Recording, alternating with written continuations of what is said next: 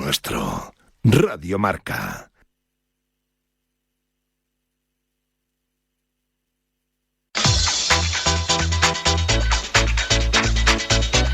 Al límite, con Fernando Soria. ¿Qué tal, amigas y amigos oyentes de Radio Marca, la radio del deporte? Esperemos que estén bien y que sigan mejor aquí pendientes de nuestra tertulia al límite de Radio Marca. Una tertulia en la que contamos con Julián Pereira en la dirección técnica y con Xavi Vergara en la coordinación, producción y también tertulia. Y hoy vamos a tener un programa un tanto especial, ya que no van a poder estar en vivo y en directo ni Chema Uceta ni tampoco Gerardo Cebrián. Sí estarán Pedro Calvo, estará también, por supuesto, Xavi Vergara. Y por ello, en la primera parte vamos a hablar de una serie de temas de actualidad. Y en la segunda vamos a recordar la historia de Juan de Dios Román, que fue colaborador tertuliano de esta tertulia y que está considerado como el auténtico arquitecto del éxito del balonmano español, siempre presente en las opciones para medalla en todos los acontecimientos internacionales, tanto a nivel masculino, sobre todo, como también femenino. Pero eso será en la segunda parte. En la primera, aunque no estén en directo ni Chema ni tampoco Gerardo, sí que vamos a contar con un audio, con un monólogo de cada uno de ellos. Y vamos a comenzar precisamente con Gerardo Cebrián, que nos va a comentar la retirada, el anuncio de retirada de Orlando Ortega, porque dice algo así como que su cuerpo ya no da para más. Gerardo Cebrián, compañero, ¿qué tal? Buenos días. Buenos días. Esta semana Orlando Ortega ha anunciado que deja el atletismo de alta competición. Orlando Ortega es el mejor vallista español de la historia, un atleta nacido en Cuba que desertó de la selección cubana en 2013 una vez disputado el Campeonato del Mundo celebrado en Moscú. A partir de ese momento se instaló en Onteniente y empezó a forjarse como uno de los atletas más brillantes de la historia. En 2016 fue subcampeón olímpico en los Juegos de Río. En 2018 obtuvo la medalla de bronce en el Campeonato de Europa disputado en Berlín. En 2019 obtuvo la medalla de bronce en el Campeonato del Mundo disputado en Doha. Durante ese periodo, del 2016 al 2019, fue elegido 2 veces mejor atleta español del año. Ganó 2 triunfos globales de la Diamond League en la prueba de 110 metros vallas y obtuvo 2 victorias en el Campeonato de Europa de selecciones. Batió 4 veces el récord de España, 2 el de 60 metros vallas bajo techo y 2 el de 110 metros vallas, que aún sigue vigente. Orlando técnicamente fue considerado como el mejor vallista durante esos años por su brillantez y su técnica en el paso de la valla. Por eso es considerado uno de los mejores vallistas de la historia y, por supuesto, el mejor vallista español de todos los tiempos. Y eso que España es una potencia en el mundo de las vallas. Posiblemente el 110 metros vallas es la mejor prueba de corto aliento de todo el atletismo español. ¿Quién nos recuerda los nombres de Carlos Sala, de Javier Moracho, de Felipe Vivancos, de Jackson Quiñónez? Todos ellos atletas con brillantes historiales y medallas internacionales. Después llegó Orlando con esta brillante trayectoria que hemos repasado brevemente, y ahora es turno para los jóvenes Asier Martínez y Quique Llopis, otros 2 atletas de leyenda. Por desgracia, las lesiones acabaron con Orlando Ortega. Era el gran favorito para ganar los Juegos de Tokio en 2020, pero primero llegó la pandemia. Se suspendieron los Juegos, que se disputaron finalmente en 2021, y ahí empezó el cúmulo de lesiones de Orlando Ortega. Su entrenador siempre ha sido su padre, Orlando Ortega, aunque durante un año se instaló en Chipre y fue dirigido por Antonios Giannoulakis. Tanto Giannoulakis como Orlando Ortega padre convirtieron a nuestro Orlando en el mejor ballista de ese momento técnicamente, como hemos comentado. Orlando vive ahora en Doha, donde se ha instalado con su familia. Allí se dedica a entrenar a jóvenes atletas catarís. Seguro que dentro de poco dará que hablar, porque si Orlando es capaz de transmitir a los jóvenes atletas toda su brillantez y su técnica en el paso de la valla, también se va a convertir en uno de los mejores entrenadores del mundo. Muchas gracias por todos los servicios prestados al atletismo español. Gracias, Gerardo Cebrián, que estará de nuevo, espero, con nosotros la semana que viene. Y un saludo y una felicitación para Orlando Ortega por ese currículo tan importante, pero es ley de vida. Los años, aparte de que vas perdiendo cualidades, también provocan que si has tenido lesiones, pues te resientas todavía más. Y ha llegado el momento de que Orlando Ortega, que últimamente apenas competía, pues se retirara. Pero quedará su nombre, como bien decía Gerardo Cebrián, para la historia del atletismo de nuestro país. Y de Gerardo Cebrián a Chema Buceta, que se encuentra ya de nuevo en México, pero que nos ha enviado un monólogo con dos temas. Primeramente va a hablar de tenis y posteriormente de los partidos que no se han podido celebrar con público, sobre todo el baloncesto, por ser uno de los rivales, un equipo de Israel. Chema Buceta, buenos días. Queridos amigos, aquí dejo mi comentario de esta semana, en la que al estar en México pues no voy a poder participar en directo, pero bueno, aquí estoy. E insisto en dos temas que planteé la semana pasada, ya que ha habido algunas noticias. En esta semana se ha disputado en Riad, en Arabia Saudita, un torneo de exhibición de tenis en el que el ganador se ha embolsado ni más ni menos que $6 millones. Un torneo en el que, por supuesto, han acudido las mejores raquetas, tenistas que se quejan del calendario de torneos oficiales, pero que evidentemente no rechazan una exhibición más, aunque hablen de estar agotados e incluso algo lesionados. Comprensible, ¿verdad? Con esos premios, imaginaos. Como ha dicho Alcaraz, que renunció a jugar la Copa Davis con España y también al Masters 1000 de Shanghái, las exhibiciones requieren un esfuerzo menor que un torneo oficial. Bueno, normal. Y lo que no dijo es que si además ofrecen estos premios, pues evidentemente son irrechazables. Comenté en el programa anterior que estas exhibiciones cada vez van a proliferar más.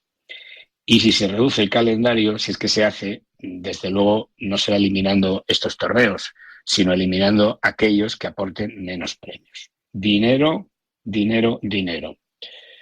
Respecto al segundo tema, a pesar de haberse llegado a un acuerdo de paz en Gaza, en los 3 partidos de las competiciones europeas de baloncesto que se han jugado en España en esta semana, en Tenerife, Valencia y Manresa, frente a equipos de Israel, ha habido disturbios frente a los pabellones, en los que incluso ha tenido que cargar la policía, y los partidos se han disputado a puerta cerrada.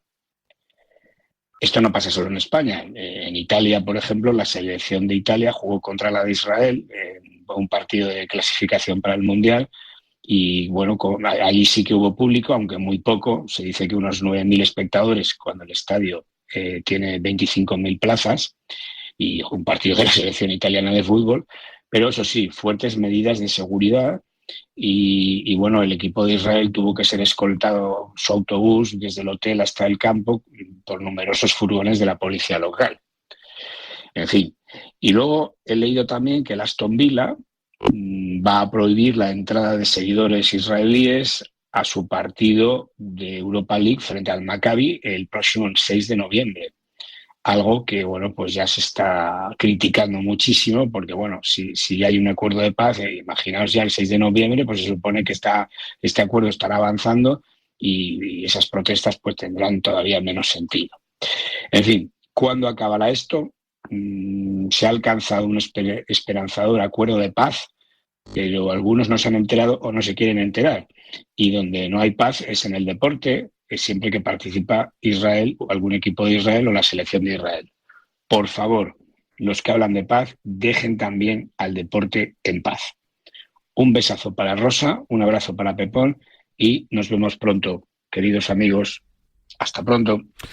Chema Buceta, que estará de nuevo, no sé si en directo, se ha regresado ya de México, si no mandará otro audio, otro monólogo la semana que viene aquí en nuestra tertulia al límite de Radio Marca. Seguimos adelante y ahora sí que tenemos una conexión telefónica en directo con Pedro Calvo. Pedro, buenos días. Hola, buenos días. Pues vamos a hablar contigo de fútbol, ¿te parece? Muy bien. Bueno, pero vamos a hablar también recordará nuestro buen amigo Miguel del Valle, catedrático de Medicina del Deporte de la Universidad de Oviedo y presidente de la Sociedad Española de Medicina del Deporte. Miguel, ¿qué tal? Buenos días. Muy buenos días, Fernando. Bienvenido. Aquí estamos. Hacía tiempo que no contactábamos. Un placer. Igualmente. Y además, Pedro, hay que felicitar doblemente a Miguel. ¿Por? ¿Por qué? Hombre, primero porque el Oviedo está en primera. Ah, bueno, sí, claro. Pensé que me decías por los ceses de los entrenadores de Asturias.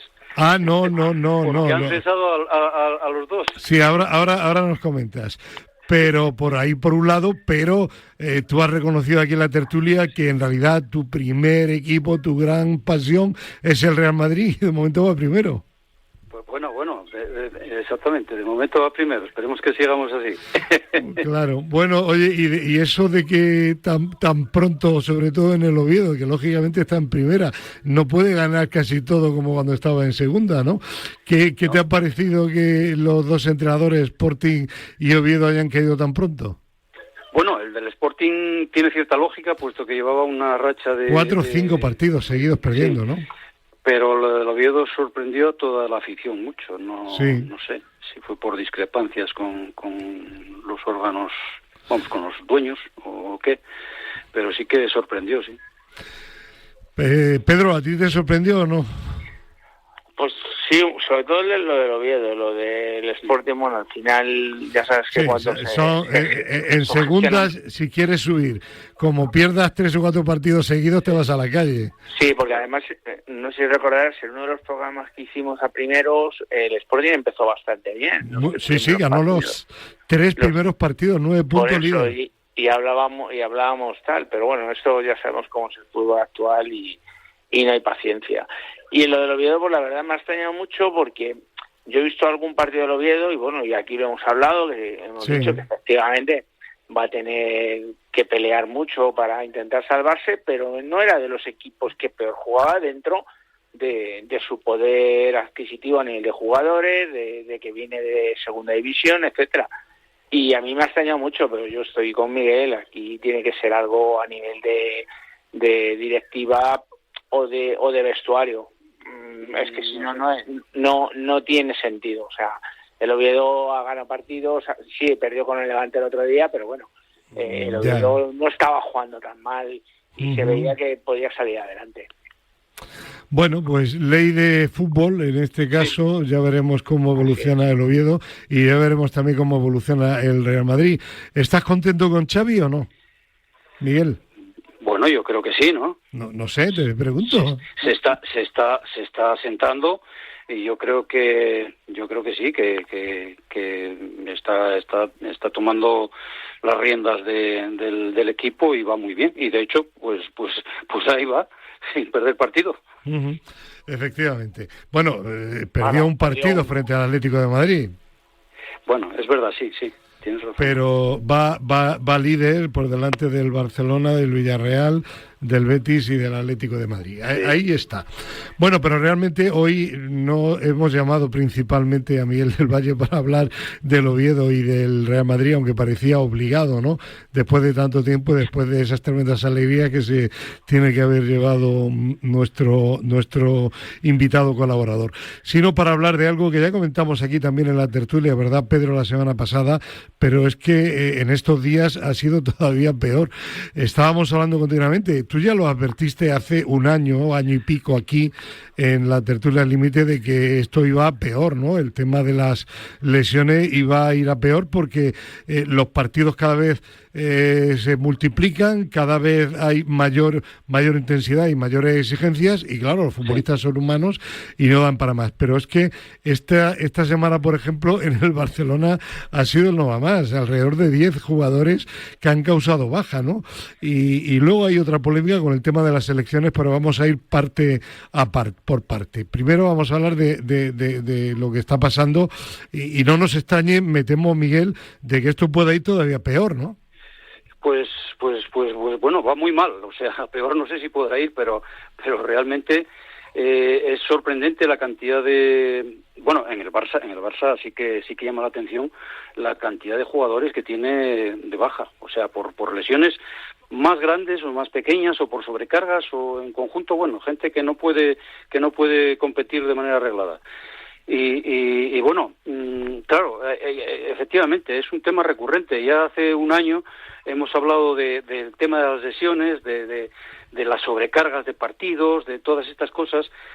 Quizás ahora mismo podemos pensar pero ¿qué pasa en el Barça? Pues bueno, primero las técnicas de entrenamiento en general, o sea, de todos los equipos, van cambiando, o sea, y eso va a ir provocando mecanismos lesionales diferentes, porque las técnicas cambian, porque cada vez son más exigentes. En el Barça tenemos un elemento añadido este año, que es el estadio. Sí. O sea, vamos a ver, cambios continuos, además, sí. Claro, es que eso machaca mucho y eso es lo que provoca, por ejemplo, muchas de las sobrecargas vienen de ahí, de esos cambios de terreno de juego. El terreno de juego donde ahora en el Barça en casa, pues no es un terreno el más adecuado para jugar pues los partidos reglados. Entonces, posiblemente esté ahí también. Y luego, bueno, los entrenadores, claro, es que todos buscan el máximo rendimiento y claro, lo que les preocupa es que el futbolista rinda al máximo en cada partido que juega, que es lo normal, pero no piensan en la vida deportiva, no piensan en que ese deportista va a durar más años o menos años en la competición. Eso al entrenador pues le preocupa menos, porque tiene una caducidad en general, a no ser el Atlético de Madrid, que ahí ya es perenne, pero en general tiene una caducidad, y lo que le preocupa es el rendimiento día a día. Uh-huh. Y todo eso pues hace que los futbolistas pues en fin sufran lo peor lo peor en estas cosas que son las lesiones. Pedro, ¿a ti te ha sorprendido lo del Barça? En cierto modo sí, porque además venimos de que el Barça es uno de los equipos que ha podido realizar la pretemporada entera, porque sí. Al no jugar el mundialito ha podido realizar la pretemporada bien, y tampoco ha tenido excesivos viajes en pretemporada. Sí que creo que tuvo uno a China o a Corea, me parece, pero no ha tenido excesivos viajes. Entonces me extraña mucho en eso, pero sí que lo que está diciendo Miguel tiene un razonamiento lógico. Es que los cambios de superficie, el futbolista sufre mucho, porque los céspedes al final parece una tontería, pero todos no están igual de cuidados y todo la pisada no es la misma. Y hoy en día, y luego para mí hay un tema fundamental que creo que lo hablábamos la semana pasada, que es que no pueden entrenar en condiciones, porque tienen partido domingo, partido miércoles, partido domingo, ahora la selección. Entonces los futbolistas no pueden realizar un trabajo específico con las cargas que tienen que tener para aguantar lo que es la temporada. Entonces al final vienes de un partido y prácticamente trabajas la recuperación de ese partido y ya estás preparando el siguiente, con lo cual no has podido meter cargas, no has podido hacer nada, y es muy complicado. Y al final, pues bueno, el Barça está teniendo más, pero bueno, estamos viendo que están cayendo en todos. Sí, en todos. Sí que es verdad que el Barça es el que más está teniendo. Sí. Bueno, y luego hablaba yo al inicio de que hay una segunda parte, una gran polémica que se ha suscitado, y es que muchos de los jugadores lesionados se lesionan cuando van con las selecciones en esas ventanas que hay de la FIFA y de la UEFA, y los entrenadores de los clubes se quejan a los entrenadores de las selecciones, a los seleccionadores. Pero estos, con razón, los seleccionadores dicen, bueno, es que si alguno se lesiona es porque vienen ya de sus clubes muy tocados. Me gustaría saber un poco vuestra opinión sobre este tema, sobre esta gran polémica, primero como profesional de la medicina de Miguel, y luego la tuya como profesional del entrenamiento del fútbol. Pedro, Miguel. Hombre, vamos a ver, estoy de acuerdo. Yo creo que es que llegan tocados, porque el seleccionador Luis de la Fuente, vamos, yo creo que les cuida... Pero perdona, Miguel, que no sucede solo con España, que ha sucedido con Polonia, por ejemplo, Lewandowski también, ¿sabes? Sí, es que llegan, no, vamos a ver, efectivamente, tienes toda la razón, pero quiero decir con esto que nuestro seleccionador que les mima, o sea, nada más que tiene una sobrecarga, ya les saca, como has visto, a Yamal, a Benjamín Yamal, a Yusen... En fin, Ferran sin estar del todo lesionado le dijo que se fuera. Exactamente, o sea que les cuida, o sea que no hay que culpar a la selección ni al seleccionador porque les cuida. ¿Qué pasa? Que llegan sobrecargados porque es que están en sobrecarga permanente. Y claro, cuando llegan a la selección y tienen una sobrecarga, pues lógicamente se van. Lo mismo que cuando están dentro del equipo, porque muchas veces no son lesiones, son sobrecargas. No sé ahora mismo, yo creo que la lesión de Lamine Yamal, yo creo que sigue siendo que sigue arrastrando esa pubalgia, esa pubalgia que tenía. Que no lo sé. Pedro, pero ¿sí? Sí, yo creo que está, pues, además el doctor te lo puede decir, el tema de las lesiones de pubis, una vez que empiezas, tienes que tener una recuperación muy muy buena, porque si no... Claro, y se quieren acortar los plazos de recuperación, y se recae. Claro, como no le den un buen tiempo, pues lo que están haciendo es ponerle parches, ¿sabes? Claro. Porque al final... las lesiones de pubis, porque el pubis en el fútbol trabaja constantemente. Claro. Entonces bueno, pues yo creo que sí, que ya Lamine tiene el tema del pubis, sigue teniendo, ¿no? Yo es que creo, Pedro y Miguel, que al final los entrenadores de clubes que quisieran que no fueran a las selecciones, lo que tienen que hacer es protestar a la UEFA y a la FIFA, no a los seleccionadores, que tienen la obligación de convocar a los jugadores. No, claro. Por hay que lo que pasa es que hay que regular un poco más, claro, que cada vez quieren más partidos, que es lo lógico, es lo que comentamos ya alguna vez. Cuanto más partidos juegues, pues más dinero a la caja, que es lo que hace falta, porque si no pueden pagar esas cantidades astronómicas que cobran muchos futbolistas. Sí. Entonces, bueno, es un círculo vicioso, y es así. Y por cierto, leí estos días, no sé, en algún sitio, que alguien que le sorprendía mucho la osteopatía, la lesión de Lamine Yamal siendo tan joven. Y bueno, científicamente se sabe que dentro de las lesiones de los futbolistas adolescentes por sobreuso, una de ellas, de las más frecuentes, es precisamente las lesiones de aductores. O sea que ahí está, no es sorprendente, es que es así. Claro, yo leí también un artículo, no sé en qué medio fue, que claro, como no están totalmente formados a nivel muscular, aunque se hacen los trabajos de cargas y demás, pero claro, no están, tienen 18 años, claro. no están bien formados. Entonces claro, el pubis es un músculo que tira mucho, sobre todo el core, y claro, al final pues eso es donde más, cuando tienen tanta carga de partidos, es donde más se les agarra. Pedro, ¿quieres añadir tú para terminar algo más sobre el tema de la polémica de la selección? Bueno, de las selecciones, que al final, como bien decís, pues el seleccionador recibe a los jugadores, los intentan cuidar al máximo, pero claro, tienen que hacer tareas, aunque sea de activación, o sea, no les hacen entrenamientos realmente, porque cuando vienen a la selección vienen con sus cargas ya de los propios clubes. Son tareas de activación para preparar los partidos y para no llegar, para que la musculatura pues no sufra. Lo que pasa es que claro, vienen ya tan cansados que el propio músculo pues claro, trae esa sobrecarga, y en cuanto que salen al césped y demás, claro, pues esas sobrecargas salen a la luz. Y respecto a otra cosa que ha dicho Miguel, luego el tema es, hemos visto que De Jong ha renovado esta semana, y es uno de los mejores jugadores pagados de Europa. Entonces, claro, ¿cómo paga eso el Barcelona?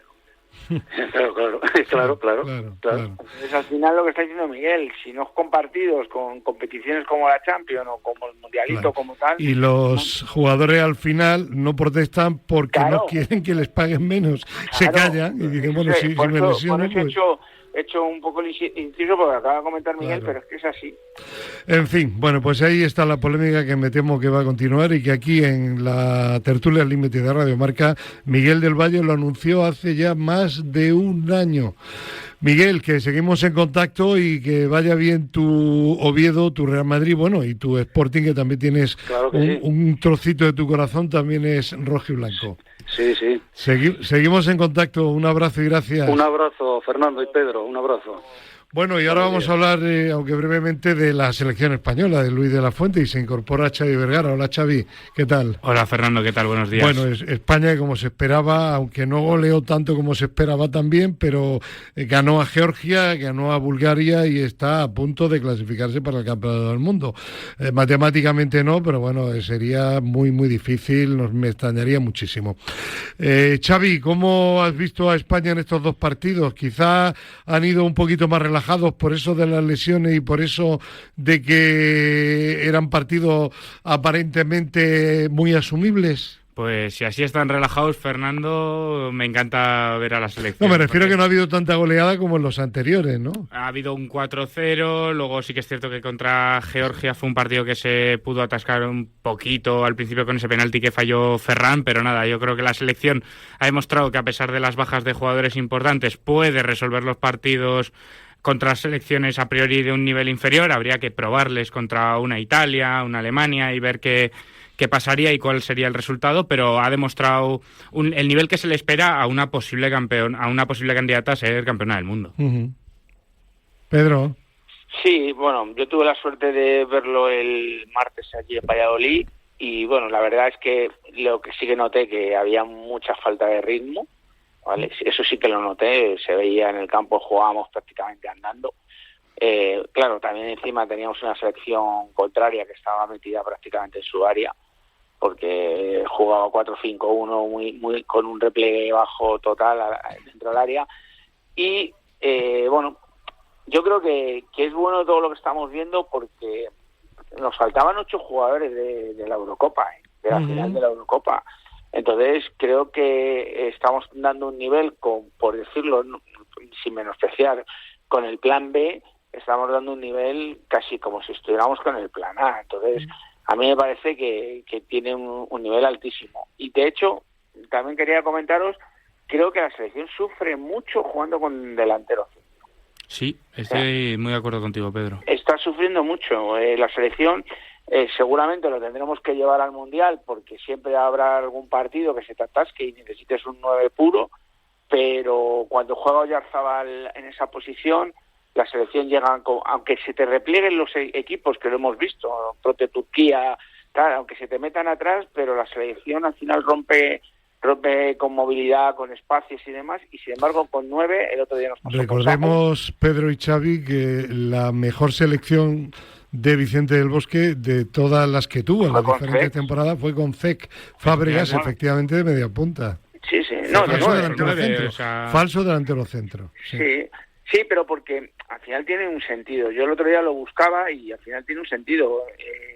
La selección juega muy vertical, juega con espacios, juega con 1 o 2 pases, con muchas paredes, tiene pasadores, jugadores de último pase buenísimos.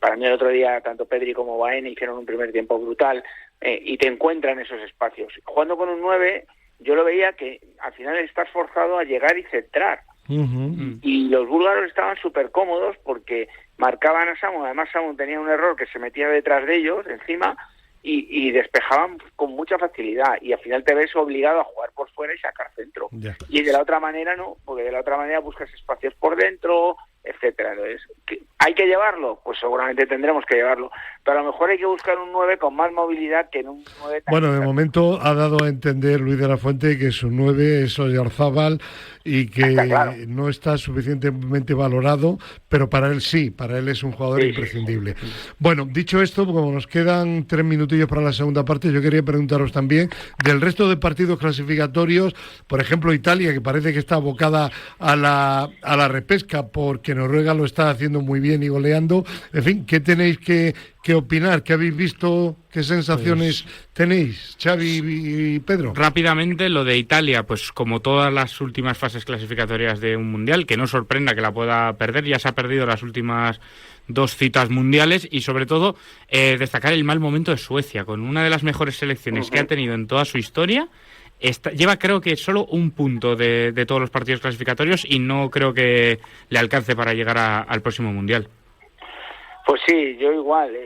Pienso que Italia se tiene que dar una carambola muy gorda para que se meta directamente, va abocada a la repesca, y el problema de las repescas, pues si tiene suerte en el cruce, pues la veremos de nuevo en el Mundial, pero si no, pues sería el tercer Mundial sin Italia, 12 años sin 12 años sin un Mundial. Y Pedro, es que hablabas de la suerte de los cruces, es que una de esas repescas fue con Macedonia y perdió con Macedonia. Y la eliminaron, sí. Sí, pero es bueno, que al final, cuando vas a la repesca y no te lo esperabas, al final estás jugando con mucha presión, porque parece que estás obligado a ganar, ¿no? No, y que ojo, en esas repescas puede haber un Turquía, puede haber equipos que han tenido en su grupo, pues una España, una Francia, una tal, y te lo puede poner muy difícil. Y te la lían, sí. Sí, y luego pues lo de Suecia, efectivamente, para mí Suecia, porque al final, bueno, el empate de Portugal y el empate de Francia, lo que nos da a entender es que el mérito que tiene la selección española también, ganando todos los partidos y tal, que selecciones como Portugal y Francia no consiguen ganar ante rivales más pequeños. Y Suecia, de hecho, es que ya se ha cargado al seleccionador. O sea, sí. Porque es que es impensable, ¿no? Además que tienen una selección bastante buena, ¿no? Entonces, bueno, sí, tienen un cúmulo de jugadores muy buenos. Pero claro, es que les ganó Kosovo el último partido en su campo. Entonces. Oye, y muy breve, la Inglaterra de Tuchel. Es que han tenido un grupo que yo no me atrevería a valorarla. Es que la Inglaterra es siempre un rival difícil, lo vimos en la Eurocopa, al final pasaba las eliminatorias, pero ¿cómo llegó Inglaterra a la final de la Eurocopa? A ninguno nos gustaba Inglaterra. Sí, es verdad que luego son competitivos y tienen muy buenos jugadores, pero yo hasta que no llegue junio no me atrevo con Inglaterra. Al final es lo que dice Pedro, hasta que no llegue la cita de verdad no podemos valorar. Bueno, tiene una plantilla también excepcional, jugadores muy renovados. Pero la tenía Fernando, la tenía en la Eurocopa. No, quiero decir que en cualquier momento, aunque no jueguen bien, pueden ganar y de hecho ganan. Pero fue lo que pasó en la Eurocopa. Si es que al final, tú mira, te analiza la Eurocopa, cómo se meten en los partidos y cómo ganan los partidos al final, y siempre iban con el gancho, o sea, al final ganaron los partidos con el gancho.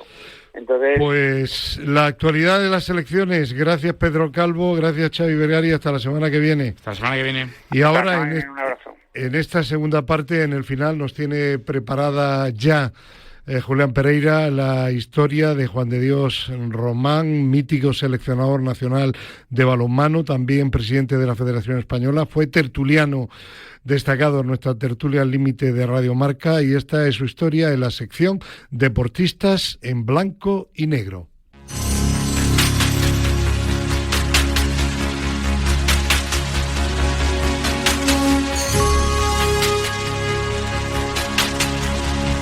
Comentaba al inicio del programa que hoy habría en la segunda parte de la tertulia un nuevo capítulo de Deportistas en Blanco y Negro, concretamente el 10º, que es una sección que hemos creado para homenajear a aquellas personas que son leyendas en el mundo del deporte, que hace tiempo que no están en la actualidad, y que es bueno recordar todo lo que han hecho, porque gracias a ellos el deporte español hoy día está posiblemente a gran altura a nivel internacional, y también para que las nuevas generaciones sepan, conozcan quiénes son aquellos que han propiciado este buen momento del deporte en nuestro país.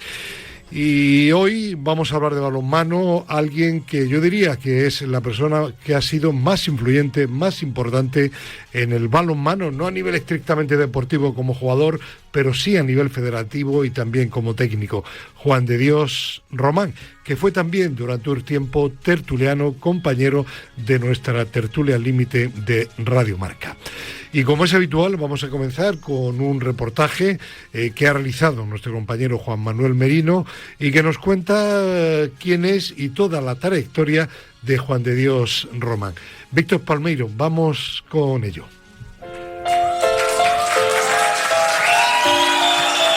Thank you very much. Thank you. I wrote this song for the late Whitney Houston. Here we go. Each day I live. Excelentísimo y magnífico señor rector de la Universidad de Extremadura, consejera de Cultura, Turismo y Deporte de la Junta de Extremadura, presidente Juan Carlos Rodríguez Ibarra. Autoridades académicas, políticas, deportivas y militares. Doña Elvira González Sereno, en representación de don Juan de Dios Román. Estas palabras corresponden al nombramiento de Juan de Dios Román como doctor honoris causa, ya a título póstumo, por la Universidad de Extremadura en el acto celebrado en la Facultad de Ciencias del Deporte de Cáceres. Juan de Dios nació en Mérida en 1942 y pronto se trasladó a Madrid para estudiar magisterio, filosofía y letras y educación física. Sus primeros pasos los dio como entrenador, muy joven, en 1964, en el Colegio del Recuerdo. A partir de ahí desarrolló una extraordinaria carrera como técnico, profesor de INEF y dirigente deportivo que lo llevó a ser catalogado como una de las figuras más importantes del balonmano nacional e internacional, como así lo considera uno de los jugadores más importantes de este deporte, en la actualidad presidente de la Federación de Balonmano de Madrid, José Javier Hombrados. Juan de Dios me parece ser alguien muy especial porque yo creo que me ha acompañado en todas mis etapas importantes. Fue la persona que me acompañó en la que me inició en el mundo profesional. Fue el fichaje, yo fiché por el Atlético de Madrid cuando él estaba allí. Luego también fue mis primeros Juegos Olímpicos, los disfruté con Juan de Dios. El salto también al Ciudad Real fue de la mano de Juan de Dios, y en definitiva pues en la selección española, en los equipos profesionales, ha sido alguien muy especial, alguien con el que tengo muchísimo cariño, con el que he estrechado prácticamente familia, y que ha sido como un padre deportivo para mí. Una de las etapas más importantes como entrenador fue la que dirigió al Atlético de Madrid en la década de los 70 y en parte de los 80, equipo con el que consiguió 5 ligas y 5 copas.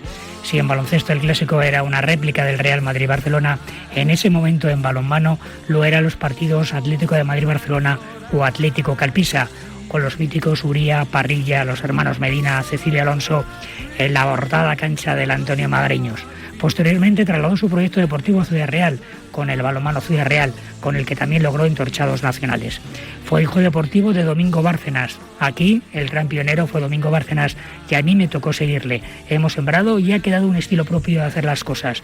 Al cabo de los años acaba siendo medio bueno, le manifestó al periodista Carlos del Toro.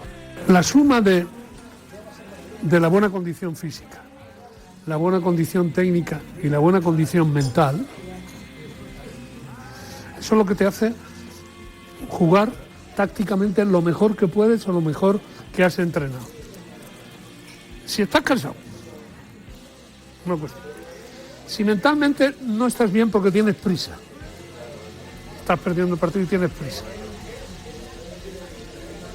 el juego colectivo desaparece. Su nombramiento como seleccionador nacional marcó un antes y un después en este deporte. Ganó 2 medallas de bronce para España en los Juegos Olímpicos de Atlanta y Sydney, así como otras 3, 2 platas y un bronce en campeonatos europeos. También fue presidente de la Federación Española de Balonmano. En 2008 sustituyó a López Ricondo en el cargo, aunque los problemas económicos que acuciaban esta entidad conllevaron que esta etapa no fuera de las más fáciles de su vida, aunque consiguió para España el Campeonato del Mundo en 2013. Destaca sobremanera su contribución como profesor al INEF y a la Escuela Nacional de Entrenadores. Fue distinguido con la medalla de oro al mérito deportivo. Falleció en Madrid en 2020 a los 77 años de edad.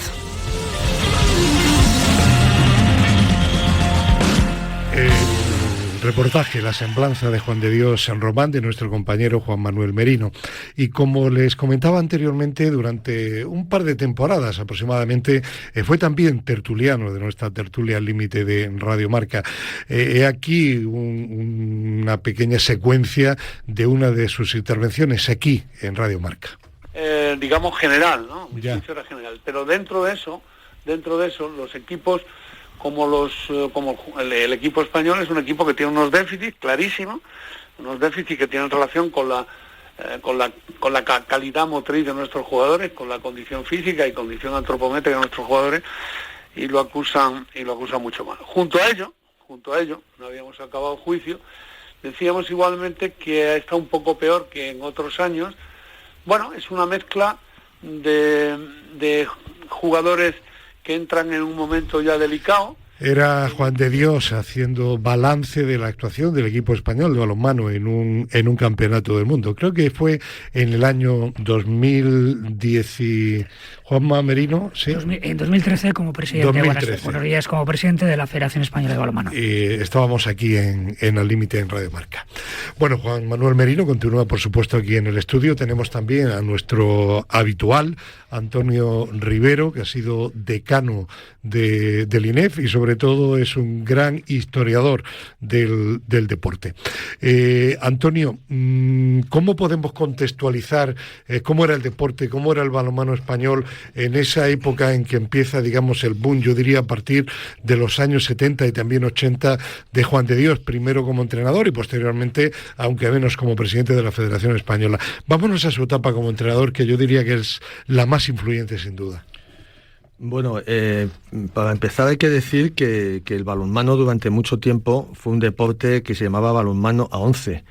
Jugaban en campos de fútbol y luego fue entrando el balonmano a 7. Entonces, el balonmano fue deporte olímpico en 1936 en Berlín y el balonmano a 7 lo fue en Múnich 72. El balonmano era un deporte de segunda, podemos decir, en España en esta época. Todo se lo llevaba el fútbol y el baloncesto. Y luego nuestras individualidades tenísticas, motorísticas, que todos conocemos. Entonces, lo que pasa es que el balonmano tuvo varios pioneros. En cada ciudad había un pionero, un profesor de educación física que le daba por el balonmano y había siempre un colegio, o 2 o 3 colegios que jugaban al balonmano, y de ahí empezaron a salir pues las jóvenes promesas que luego fueron a estos clubes, salían del Maristas de León, en Madrid estaba el Colegio España. En cada lugar había unos profesores que se dedicaban a promocionar ese deporte. Juan de Dios en esta época ya empezó a ser entrenador del Atlético de Madrid y bueno, todos los chavales que jugábamos al balonmano, yo jugué al balonmano antes de hacer atletismo, pues sabíamos quién era Juan de Dios, el del Atleti. Y tenemos también, lo ha mencionado anteriormente en su reportaje Juan Manuel Merino, a Juan Antonio Medina, uno de los 2 hermanos Medina que mencionaba Juanma. Fue jugador de balonmano del Atlético de Madrid durante la década de los 70, época en la que el entrenador rojiblanco era Juan de Dios. Formó parte de la selección española que participó en los Juegos Olímpicos de Múnich 1972, que fueron los primeros de balonmano a 7, junto a estrellas en ese momento como Perramón el portero, Pitu Rochel o Santos Labarca. Su hermano, Miguel Medina, también jugó en el Atlético de Madrid y es tío de Rosa Medina, la presidenta del Patín Alcobendas. Juan Antonio Medina, ¿cómo era como persona antes de como entrenador Juan de Dios Román? Muy buena persona, hombre. Yo le traté mucho porque en la época que estuvo entrenando en el Atlético, como entraron mucha gente joven y al final el único que se quedó allí veterano de verdad era yo, que era ya mayor, con lo cual después de cenar pues muchas veces los chavales iban a tomar una copa y Juan de Dios y yo nos íbamos a tomar nuestra copa para charlar y tal, con lo cual pues personalmente tuve muchísimo contacto con él. Bueno, yo le conocí bastante personalmente, además, como comentaba anteriormente, como compañero, como tertuliano, y yo diría que era una persona tremendamente erudita en lo suyo, en el deporte, no solo el balonmano, pero luego era también tremendamente campechano, y con sus amigos, no sé si coincidirás conmigo, Juan Antonio, era tremendamente entrañable también, ¿no? Sí, efectivamente, hombre. Y además le gustaba que el equipo cogiese esa idea. De hecho, él de vez en cuando, pues, no sé, comprábamos un jamón y nos juntábamos todos del equipo, unas botellas de vino y jamón y merendábamos. Y él le gustaba hacer amigos y efectivamente su trato personal era muy cercano. Y como entrenador, ¿qué destacarías de él? Hombre, varias cosas. Primero que para mí el que metió el balonmano en España pero dentro de la modernidad. Es decir, fue cuando España empezó a jugar un balonmano más moderno, y además lo que sí tenía es que era muy exigente. Todo lo que he dicho, que era desde luego que le gustaban los amigos y tal. Una vez llegabas al campo, se acababa la amistad. Era el entrenador, era muy duro y exigía mucho, una barbaridad. Y eso nos hacía mejorar. Era también agresivo en el trato deportivo con sus jugadores. Es decir, sí, regañaba mucho a los jugadores, ¿os regañaba? Regañaba mucho, tanto en los entrenamientos y sobre todo en los partidos. En los partidos. En los partidos, los fallos, sí, los fallos, seguida sentaba al jugador, le echaba la bronca, era agresivo. Me comentaba Juanma Merino antes de entrar al estudio que tiene fama de que era mejor preparador previo a los partidos que entrenador durante el partido donde hay que improvisar. ¿Es así o no? Estoy totalmente de acuerdo con él. Era muy bueno preparando los partidos porque era un hombre que era muy estudioso, sí, de balonmano y de todo. Entonces el partido lo preparaba muy bien y los entrenamientos también lo llevaba muy preparados. Luego, una vez empezaba el partido, digamos que se descomponía un poco. Era muy temperamental. Era demasiado agresivo. Claro. Muy temperamental, demasiado. Para mí, en algunos momentos, perdía un poco de vista la idea general y se centraba en una cosa que perdía un poco el papel ahí. Es cierto. Yo también tengo que decir, sí, yo personalmente conmigo no tuve ningún problema nunca no porque yo fuese bueno, sino porque como era el único veterano que había, pues a mí digamos que en ese sentido me respetaba mucho. Una cosa era el trato con todos los chicos jóvenes, los que tú has nombrado antes, sí, Uría, Manolo Novales, Pepe Llerena, que eran todos chicos, vamos, para que tengas una idea, cuando entraron en el Atlético, había dos, uno Manolo Novales y otro un asturiano, que vinieron y les habían suspendido en el periodo universitario y estuvieron durante el verano estudiando, que Jesús Guerrero le daba clases a uno de ellos, ya que eran unos críos muy críos, y claro, había veces que esos críos ante el chillido del entrenador se asustaban, claro. Había veces que se iban un poco para atrás. Es cierto que por toda esa grandeza y ese temperamento le conocíais como el Dios. Bueno, eso ya no en mi época, eso es posteriormente. Efectivamente, bueno. Sí, porque ya cuando se quedaron, yo me fui. Ahí me lo comentaba, dice, ya les digo, cuando siguieron Manolo y todos estos, sí, efectivamente era el Dios. Y luego ya cuando empezó, porque en mi época él no entrenaba la selección, nos entrenaba nosotros en Atlético, pero en la selección nos entrenaba Domingo Bárcenas.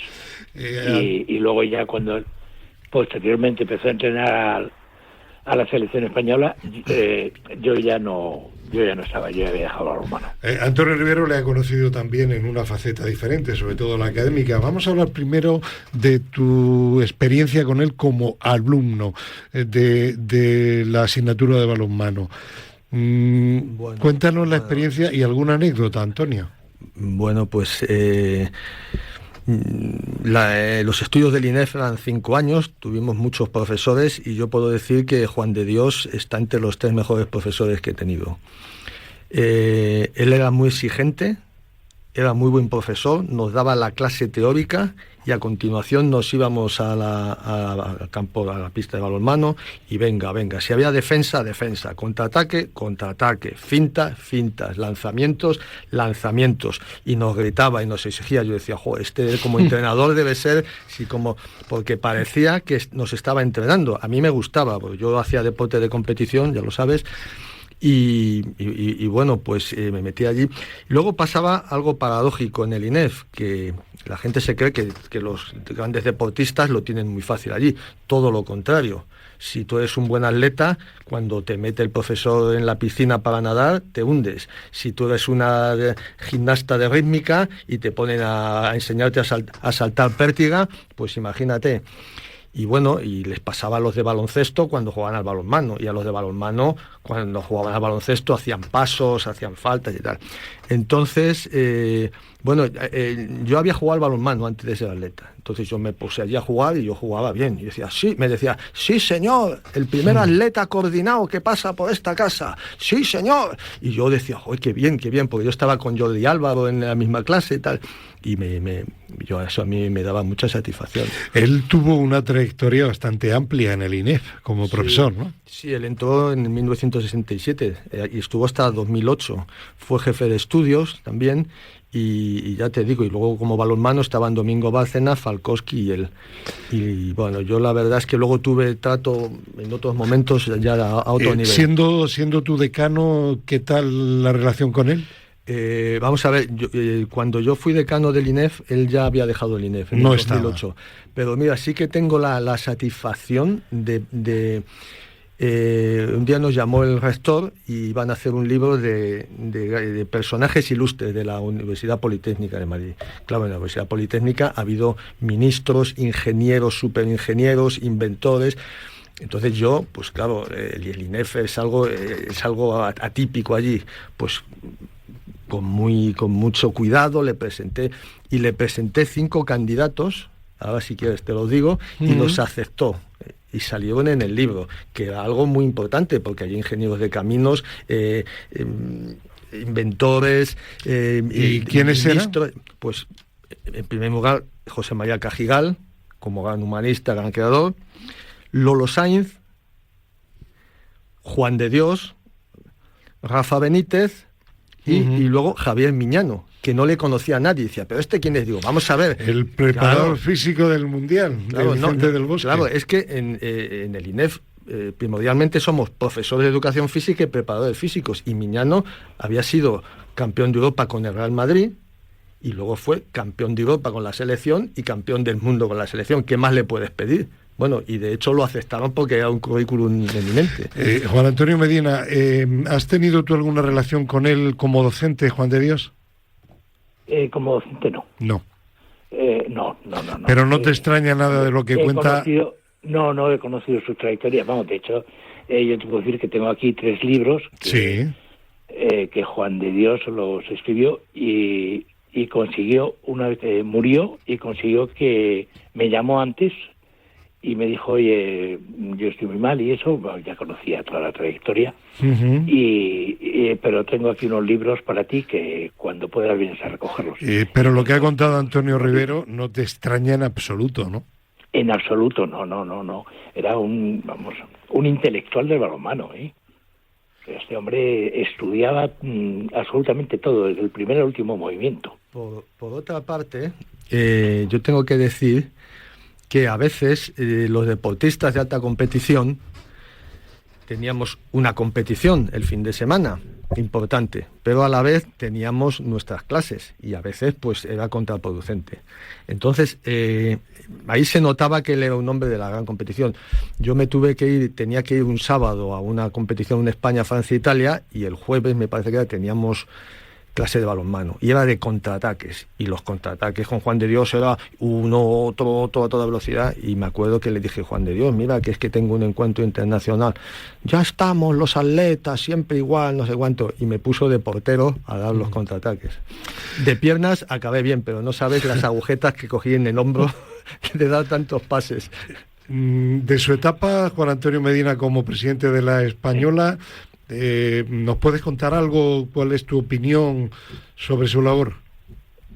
Hombre, vamos a ver, antes habéis comentado que tuvo unos años malos porque efectivamente había poco dinero en la federación, pero vamos, eso no era problema del presidente de la Federación Española. Estuvo una época que el balonmano pues bajó bastante y entonces era muy difícil encontrar a alguien que patrocinase y pusiese dinero. Con lo cual, claro, la federación ahí tuvo un bache muy grande y remontar eso era muy difícil. Pero luego... Incluso, fíjate que, por decirlo así un poco, cuando la época de que Urdangarín salió y tal, y empezó el balonmano, yo pensé, hombre, yo ya había dejado el balonmano, pero pensé, hombre, a ver si hay suerte, y con eso que ahora televisan más porque está él, esto sube. Sí, que nos hagan un poquito de caso y que nos den más dinero para el balonmano. Curiosamente, él nunca ganó como entrenador de la selección, Juanma, ningún oro.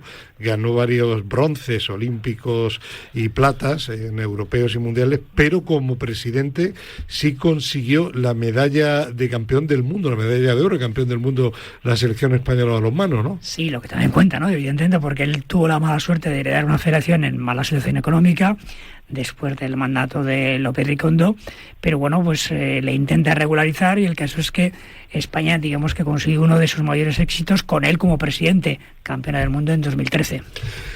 ¿Alguna anécdota, el tiempo se va agotando, alguna anécdota que nos quieras contar, Juan Antonio Medina, que no hayas comentado todavía aquí?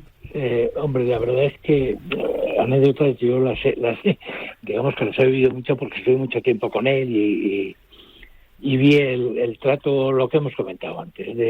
Era un hombre que a los chavales les exigía una barbaridad, pero es que luego había veces que se te saltaban las lágrimas, porque como muchos de ellos eran chicos que venían de fuera, luego quería ser verdaderamente paternal con todos. Sí, es otro calificativo, efectivamente. Con nosotros, los periodistas que teníamos relación con él, uno de ellos, mi compañero, mi amigo, mi hermano Roberto Gómez, extremeño como él, recuerdo que era muy paternalista con nosotros, que éramos más jóvenes que él, ¿no? Y siempre nos daba consejos, oye, es que tal, es que cual. Es verdad, yo creo que eso lo hacía, yo creo que era algo que practicaba con todo el mundo. Lo humanizaba más. Sí. Era su carácter. Era su vida, enseñar, y luego era buena persona. Es que en el fondo era buena persona, que era lo fundamental. Antonio, como historiador que eres, ya hemos comentado que no llegó con él nunca el balonmano a conseguir la medalla de oro. Pero sí que es verdad, se puede decir que puso todas las bases, todos los cimientos para que al final consiguiéramos esos 2 campeonatos del mundo que tiene, si no me falla la memoria, España. Para mí, Juan de Dios es el balonmano español. Desde que yo era pequeño, alevín infantil que jugaba al balonmano, Juan de Dios ya era mucho y luego fue todo. Y desde luego que puso las bases, uno de los que puso las bases. Sí, al hilo de eso, prueba de que era una persona muy inteligente. Normalmente la gente inteligente suele aprender y absorber de los conocimientos de otro, y él fue un gran alumno de otro de los grandes pioneros del balonmano español, Domingo Bárcenas. Él modernizó el balonmano, pero gracias a que era una persona reflexiva y que sabía aprender de sus antecesores, aprendió de Domingo Bárcenas, y todo lo que él aprendió de él luego lo puso en práctica de una forma más moderna. Yo para terminar, si queréis luego añadimos algo más, recuerdo una anécdota con José María García, al que era muy difícil realmente impresionarle. Recuerdo que llega un día a la emisora Antena de radio, dice, he estado escuchando, no recuerdo en qué emisora, a Juan de Dios Román, dice, y me ha hecho pensar lo que estaba diciendo, la diferencia que hay, que a veces es tan mínima, entre el éxito y el fracaso en el deporte. ¿Cómo no cuidar determinados detalles en un entrenamiento o en la preparación de un partido te puede dar o no la victoria, ¿no? Y la forma sobre todo que tenía Juan de Dios de expresarlo es lo que a José María García realmente le llamó la atención. Es que era así, Juan Antonio, ¿verdad? Sí, efectivamente. Hombre, habéis dicho algo porque, claro, solamente una medalla de oro. Vamos a ver, conseguir el bronce 2 veces en Olimpiada. Sin traición. Un mérito, claro, increíble, increíble. O sea, ya el pasar la medalla de oro, estás hablando de un partido, y un partido que se puede decidir en 2 segundos a favor de uno, a favor de otro al final del partido. Entonces, la medalla, lo impresionante es que España durante muchos años, y en su época fue así, España durante muchos años estuvo entre los 5 primeros equipos del mundo. Y eso es una continuidad increíble. Sí, lo que yo comentaba anteriormente. Y referente a lo que comentaba Antonio Rivero de José María García, imagino que como docente era igual, era perfectamente detallista, meticuloso en todo, ¿no? Sí, la verdad es que me he expresado antes, no sé si me he expresado bien, a los alumnos nos trataba como a jugadores, o sea, nos entrenaba, nos daba la clase teórica para saber, pero luego nos exigía hacer bien los movimientos, hacer bien las coordinaciones, los pases. La verdad es que creo que era una persona que se expresaba bien, se explicaba bien y motivaba a los alumnos muchísimo. En definitiva, Juan de Dios San Román, yo diría que el gran arquitecto del éxito en el siglo XX y en el siglo XXI del balonmano español a nivel mundial. Y además, amigo y compañero Al Límite de Radio Marca. Seguro que desde arriba, desde el cielo, ahí sigue animando a nuestros jugadores en cada competición. Pues gracias, Antonio Rivero, gracias, Juan Antonio Medina, gracias a Juanma Merino. Gracias. Y gracias también a nuestro compañero Víctor Palmeiro, y hasta el próximo capítulo, que será ya el número 11 de Deportistas en Blanco y Negro.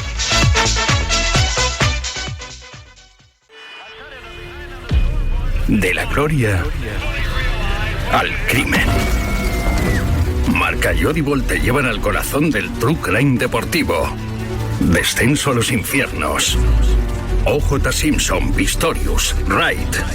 3 ídolos. 3 historias que estremecieron al mundo. Narrado por Carlos Padilla. Escúchalo ya solo en Audible.